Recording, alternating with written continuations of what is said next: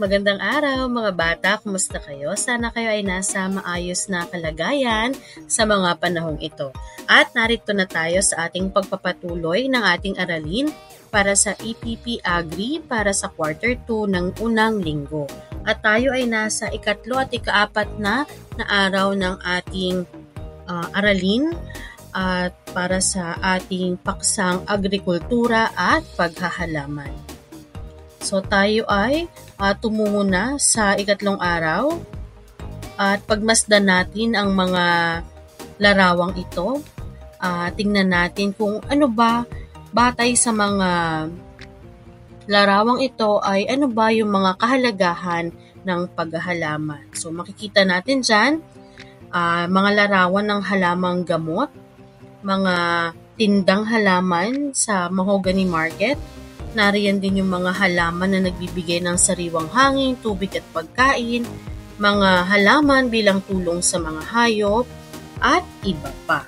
So batay sa mga larawan, makikita na natin kung ano nga ba yung kahalagahan o importansya ng paghahalaman. So unang-una, ang paghahalaman ay mainam para sa mga taong nananatili lamang sa bahay o kaya ay may taglay na pagkahilig sa halaman. Maganda itong libangan kung saan maaari ring mangolekta ng iba't ibang uri ng halaman at magpadami. So, umiral nga ito noong panahon ng pandemya na kung saan talagang tayo ay napuwersa na manatili sa loob ng ating tahanan. At dito nagsimula yung ating mga plantito at mga plantita na kung saan sa mga panahong yun ay nakahiligan na at naging isang paraan para maibsan yung ating kalungkutan sapagkat hindi talaga tayo makalabas ng bahay ay ang mag-alaga at magparami ng iba't ibang mga uri ng halaman.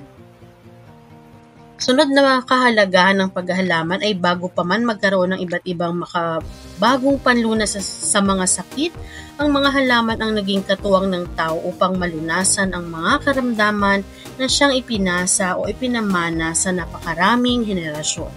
So mula nung mga sinaunang panahon pa lamang talagang ang tanging lunas sa mga sakit yung ginagamit nilang panggamot sa iba't ibang uri ng sakit ay ang mga halamang gamot na nakikita lamang sa paligid o maging sa kagubatan. So wala pa noong mga tableta, mga kapsula, mga sirup na iniinom natin gaya ng sa kasalukuyan. Kumbaga, yung mga halamang gamot, yung mga nagsisilbing medisina, no? At nakakapagpagaling talaga sa iba't ibang uri ng sakit. Sunod naman ay ang pag-aalaga ng halaman ay maaari ring pagkakitaan.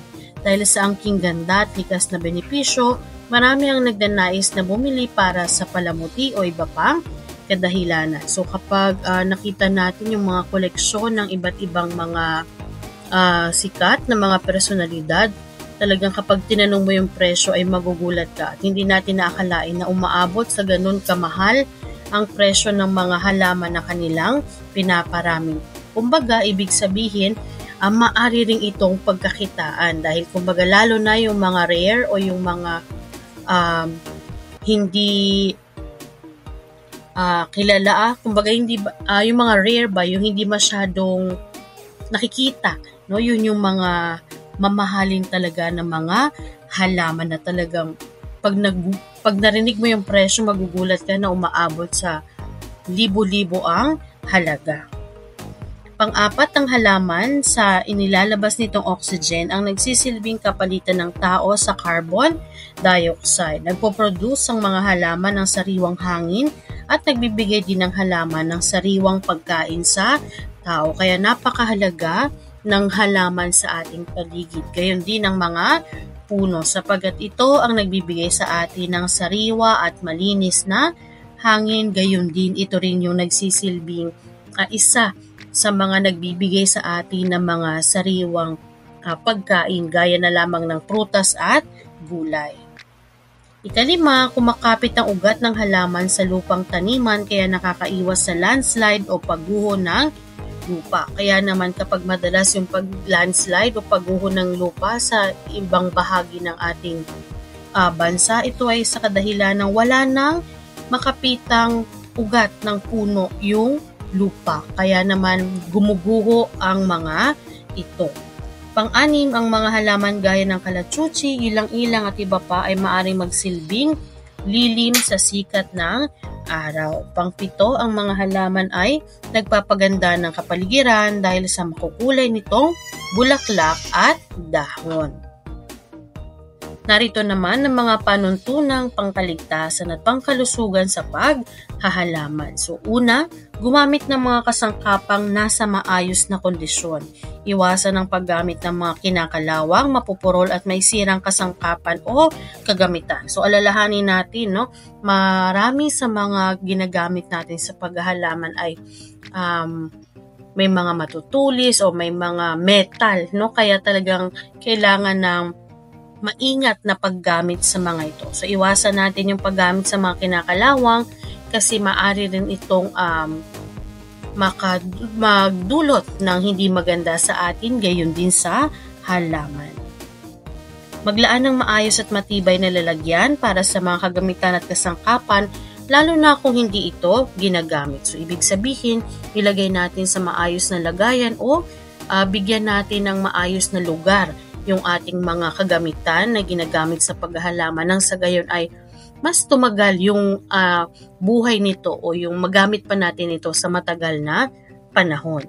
Pangatlo, gamitin ng buong ingat ang mga kagamitan at kasangkapang may talim. Gaya ng binanggit natin kanina, marami sa mga gamit natin sa paghahalaman ay may talim. Kaya naman kailangan maging maingat tayo sa paggamit nito. Tiyaking walang tao sa iyong likuran o malapit na maaring matamaan ng di sinasadya.